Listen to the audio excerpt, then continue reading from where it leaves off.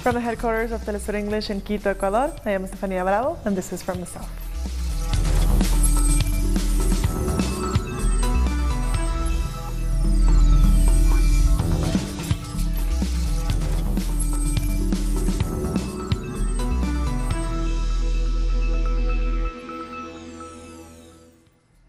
Venezuela has strongly condemned a declaration by the Lima Group of countries which refused to recognize the second term of President Nicolás Maduro.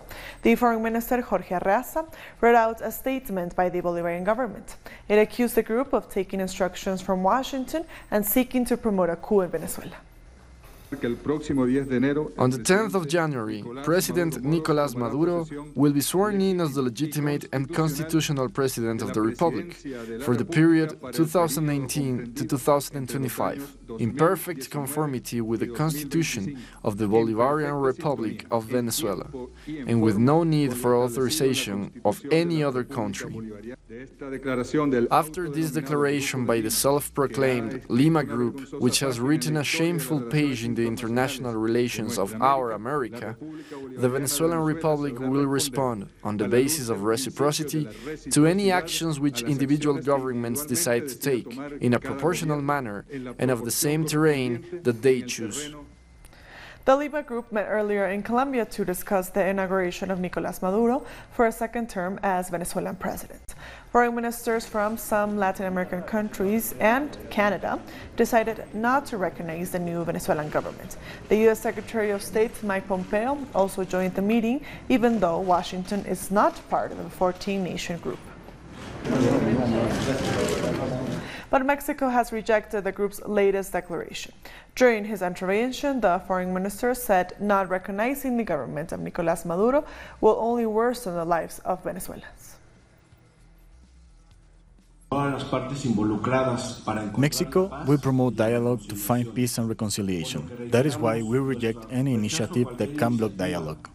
Mexico is convinced that these decisions will not help the lives of the Venezuelan people. They will only worsen it. We are also calling again for the Lima Group to reflect on the consequences these measures could have on the Venezuelan people.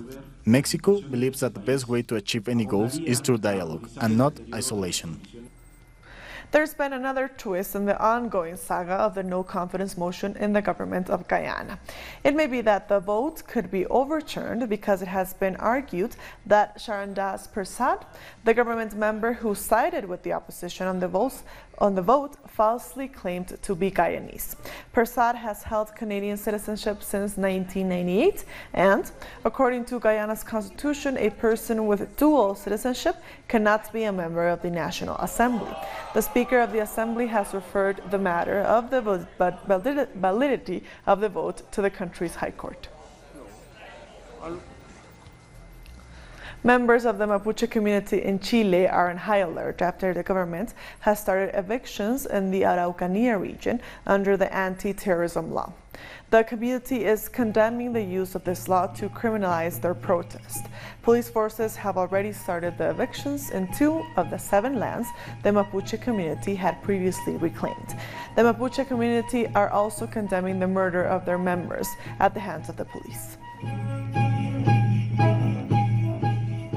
Our correspondent Paola Drachnik has more from Santiago. They have already started the evictions. The first ones took place in the Coñomil Epuelo Mapuche community. There, various people have reported on social media that they are being beaten up and getting arrested by security forces. They say that they are currently locked up in police vehicles and being taken to an unknown location. There are several territories reclaimed by Mapuche communities in the Araucanía region, but according to the government, they were occupied unlawfully. The head of Araucanía region, Jorge Aton, gave a press conference where he said that they have received complaints of land usurpation and they have applied the anti-terror law that allows the government to practice evictions and overturn the orders of mayors who are normally the main authorities of the area. This is a clear dispute between the government and the municipality. However, the Mapuche community rejects this move along with the mayors of the municipalities of Ercilla and Coyupuy, who had argued for dialogue with the Mapuche instead of their eviction. We thank Paola for that report. It's been 11 years since the murder of the young Mapuche activist Matías Catrileo, yet calls for justice still resonate. This, coupled with the recent police killing of Camilo Catrillanca, has reignited outrage over the untamed violence Mapuche communities are still subjected to. Over the past few days, Mapuche communities have taken over several municipalities in the region of Aracuaña, including Coyapulli. Yes, 100% of the offices had to be evicted. This was the mayor's reaction when a Comunero citizen tried to record his statement. The authorities, particularly the National Police Force, have always treated Mapuche communities this way. The murder of Camilo Catrillanca sparked widespread anger. For many, his killing was a painful reminder of the murder of another young Mapuche man, Matías Catrileo, just over a decade ago. We are oppressed by the state. We cannot be Mapuche. We cannot even practice our culture or pass it on to our sons and daughters without fear. Catrileo was killed in January 2008.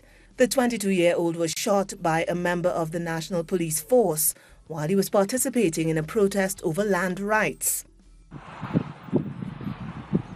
Many other Mapuche leaders who are currently being persecuted also studied at that school that Catrillanca attended. The school has now been turned into a sort of Carabinero force district. We are here to show them they are in Mapuche territory, and to let them know there were a lot of young people who studied here, and they have been fatally shot by police, with the state complicit in those killings. The government of Sebastián Pinera has recently called for an anti-terrorism law to be enforced in the Araucanía region. It's a territory of the Mapuche people. The law does not offer the necessary guarantees for a fair trial, and its use risks the stigmatization of the indigenous community. The Mapuche people are therefore vehemently opposed to this, fearing a rise in violence and illegal arrests. Chilean port workers have resumed protest action after the company Ultraport decided not to reinstate 22 employees. The workers rallied in front of the dockers' union headquarters in the city of Valparaíso. They're accusing the company of unfairly punishing employees who went on strike. They also say an agreement which guaranteed bonuses and other perks is not being honored. At least 5 people have been wounded after an explosive device went off at a bus stop in Chile's capital. One person remains hospitalized in serious condition. A Venezuelan couple is said to have suffered facial and leg injuries after handling the package that contained the device. The bus stop is located on a central avenue in Santiago, which has since been cordoned off by police. Brazilian President Jair Bolsonaro has confirmed he will move his country's embassy in Israel to Jerusalem. Before taking office, Bolsonaro said that he intended to follow the United States and move Brazil's embassy to Jerusalem. But until now, he was indecisive, fearing economic retributions from Arab countries. Peruvian opposition leader Keiko Fujimori will remain in custody while being tried for money laundering. A court rejected an appeal she filed at the end of last year for the second time. Fujimori will remain in custody for 36 months while being investigated. She was detained in October. People across Peru are demanding that the Attorney General, Pedro Chavarri, resign. They say he is delaying the corruption investigations targeting different public officials and former presidents. Peruvians have protested once again in Lima and other provinces across the country under the slogan Chavarri out. They are opposed that the public ministry be headed by a prosecutor that is being investigated for corruption, accused of boycotting investigations into other politicians. He has to quit. He can't serve justice when he's also a corrupt official. Chavarri has to leave. The Attorney General has proved that he is linked to Peruvian mafias. Demonstrators say the latest decision taken by the Attorney General Pedro Chavarri have delayed investigations against several public officials involved in the Odebrecht corruption case. They are demanding the government declares an emergency in the public ministry. We need a deep reform of the justice system, the public ministry, the judicial power. We need a new way for justice to be served. Chavarri is not the only problem. The real problem is the impunity pact signed between those involved in corruption cases and the officials in the public ministry. Student and union movements joined the demonstration. They think the fight against corruption must begin by changing the structure of the entities in charge of the judiciary. All the government and non-government bodies are rotted. People in further regions are facing serious working conditions, and all because of corruption in our politicians. People outside the capital, Lima, also protested. Demonstrators say they will take to the streets again until Congress approves declaring the public ministry in emergency. We'll be back very soon. Stay with us.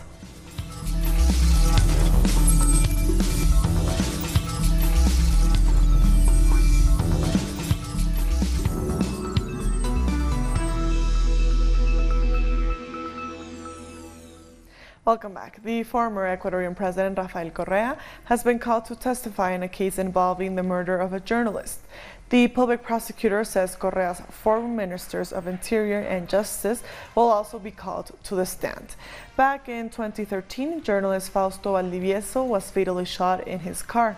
Correa has already been ordered to stand trial in a separate case where he was accused of orchestrating the failed kidnapping of an opposition lawmaker in 2012. A citizens' assembly in Ecuador made up of workers from various sectors is rejecting what it calls the neoliberal policies of the government. The measures form a part of an agreement with the International Monetary Fund. Workers fear some of those policies will result in sharp cuts to the education and health budgets. The Citizens' Assembly is promising to continue protest action over the government's proposals. That this is a package of very neoliberal policies which the government signed on to with the International Monetary Fund. It's obvious that social organizations and people on the streets will say a resounding no to these policies. We do not want such an agreement with the IMF because in the past, its policies did not benefit the people of Ecuador in any way at all. In fact, what it actually did was create a severe economic crisis. Some may have conveniently forgotten these harsh realities, but remember how almost 3 million Ecuadorians fled their homeland because of these kinds of measures. 375 million was slashed from health, and education funding was cut by 194 million. Who do you think feels the direct impact of these measures? That there will be no money to purchase medicine. Bolivian Health Minister Rodolfo Recabado will hold talks with public sector doctors about the government's plan to make health care free for all. The medical professionals began a 48-hour strike on Thursday against the move towards universal health care. The health ministry has said the program will have a budget of around $230 million, but the doctors say that won't be enough. Under the program, close to 6 million Bolivians who do not have health insurance will be given access to free medical care. The Mexican President Andrés Manuel López Obrador has said that all public officials must be transparent about their assets. The president also said that officials who do not comply with this decision will not be part of his administration. He said that there is a moral obligation to comply with the demand, but it is not a legal requirement. According to official statistics, every 2 days a woman dies because of gender-based violence in Colombia. And in too many of those cases, the authorities continue to blame the woman for their assault. Femicide is the intentional killing of women and girls based on their gender. And now, the Quinta de Bolivar Museum in Bogotá is hosting a special exhibition titled Femicide, Not One More Woman. When we were organizing this exhibition of femicide, we thought it has a lot to do with what we do day to day here, making visitors reflect about a subject that at times we don't give the importance it deserves. Over the last 5 years, about 6,000 women were murdered in Colombia. There's a new femicide case registered every 2 days. Colombia has seen a surge in gender-based violence. Figures show that in 2017 and 2018, more than 2,000 cases were registered. Although many things have improved in the country, gender-based violence, especially within the family, remains a critical issue. In terms of legislation, Colombia has made significant progress in strengthening the protection of women and punishing gender-based crimes. But the system still has a lot of flaws.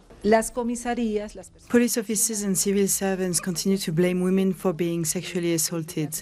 Women's complaints are not handled appropriately or given the priority they need. This is an obstacle preventing women from coming forward about their experiences with sexual harassment or assault, and it makes it harder to prevent femicides. Violence against women is an exercise of power, which becomes justified and quickly normalized. Therefore, it is important to educate children about it from an early age.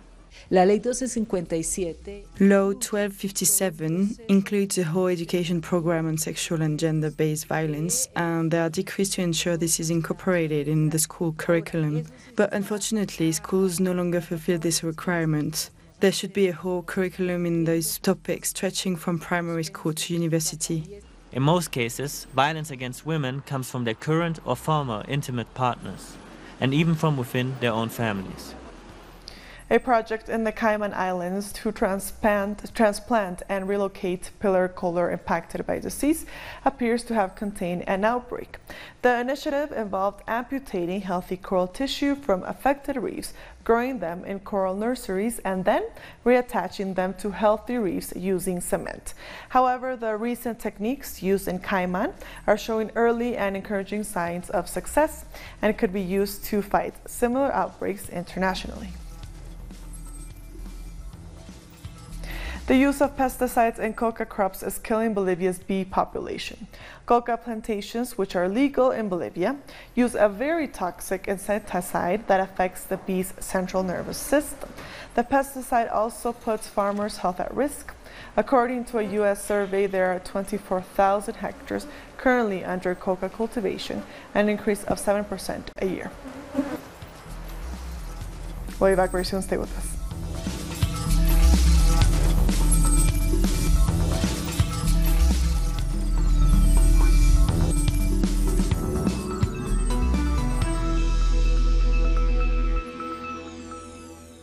Welcome back. At least 20 Palestinians have been injured by Israeli security forces near the Gaza border during another day of protests for the Great March of Return. Palestinians had gathered near the border to take part in protests against Israel's decades-long occupation of Palestine. Since the beginning of the protests, more than 250 Palestinians have been killed and thousands more injured by Israeli troops stationed at the border. The Sudanese president Omar al-Bashir has claimed that he was told to normalize relations with Israel if he wants stability to return to his country. He said this during a meeting with religious leaders in the capital, Khartoum. He, however, did not specify who gave him that advice. Sudan is witnessing widespread protests triggered by a government decision to triple bread prices. An NGO ship operated by the German charity Sea-Watch has called for help after being stranded in the Mediterranean Sea for 2 weeks with 32 migrants on board. The organization said the ship is running out of supplies and the mental health of migrants on board, especially children, was deteriorating. The ship rescued the migrants from a rubber boat off the coast of Libya. We are here on this boat and we do not understand what is happening. We are not fish, we are not sharks. We are human beings like everyone else. We made this crossing. We risked our lives to get to Europe for a chance to get a better life. I do not understand if it is racism or anything else. We are surprised because we do not understand what is happening. The ruling coalition in the Democratic Republic of Congo has accused the Catholic Church of bias during the recent elections. The coalition said the church's attitude was partisan and irresponsible.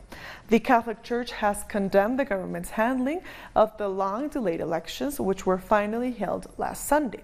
Results are still to be announced. Many fear violence if the election outcome is contested. Over 600 people have been affected by an Ebola outbreak in the DRC since August, according to the Ministry of Health. The ministry also said that over 350 Ebola patients have died since the latest outbreak began. The current outbreak is the second deadliest and second largest in history, after the one in West Africa in 2014 that killed more than 11,000 people. There seems to be no end in sight for the U.S. government shutdown after another meeting at the White House between Democrats and President Donald Trump failed to yield any results. The meeting came just 48 hours after another round of talks had turned into a war of words between the two camps. The shutdown began in December after Congress refused to approve Trump's $5 billion request to fund a border wall between the United States and Mexico. He resisted. In fact, he said he'd keep the government. Completed a lengthy and sometimes contentious conversation with the president. We agreed that we will continue our conversations, but we recognize on the Democratic side that we really cannot resolve this until we open up government, and we made that very clear to the president. Services are being withheld from the American people. Paychecks are being withheld from people who serve the needs of the American people, and our border security will suffer if we do not resolve this issue. We are committed to keeping our borders safe. That has always been our principle, to honor the oath of office that we take to protect and defend our country and our Constitution. We can do that best when government is open. We've made that clear to the president. One person has died after tropical storm Pabuk landed in Thailand. We have more on this and other stories from around the world. One person has died and another is missing after tropical storm Pabuk landed in the east coast of Thailand. This is expected to be the worst storm to hit the region in 3 decades. Airports and ferries were forced to close, and thousands of people have evacuated from different provinces. Early morning, it was dark and it was raining. Around 4 a.m., there was a lot of wind and rain. The storm wrecked homes and trees fell down. Civil servants in Lebanon have staged a general strike to protest Prime Minister Saad Hariri's failure to draw up a new cabinet and resolve the country's ongoing economic crisis. Responding to calls by Lebanon's General Labor Union, public sector employees from numerous sectors refrained from going to work on Friday. It was a winter wonderland in Greece, as a heavy cold front sweeping through Eastern Europe has blanketed many parts of the country in thick layers of snow. As much as 1 meter of snowfall fell in northern and central Greece, closing many roads and disrupting traffic. The forests of Mount Parnitha near Athens were a sea of endless white. Sir Lionel Robert James was one of the pioneering anti-colonial writers, revolutionaries, and activists from Trinidad and Tobago. C.L.R. James, as he was called, was born on this day in 1901. The late revolutionary is remembered for his significant writing on cricket, as well as his contribution to Caribbean history, literary criticism, Pan-African politics, and Marxist theory. He is perhaps best known for his black Marxist analysis of the Haitian Revolution in his book titled The Black Jacobins. Back in 1986, C.L.R. James spoke about the significance of the historic revolution during an interview 3 years before his passing. I look back at what has behind it, the struggle of different classes. Different sections of the class can struggle and kill one another, but that is not much a social event as when one social structure is fighting against another part of the social structure. Certain logical and historical things emerge which are applicable to similar periods 1,000 years before or after. And with that story, we've come to the end of this news brief. These and other stories, as always, find them on our website at telesurenglish.net. And also join us on social media. We are on Facebook, on Twitter, and on Instagram. For Telesur English, I am Estefania Bravo. Thank you for watching.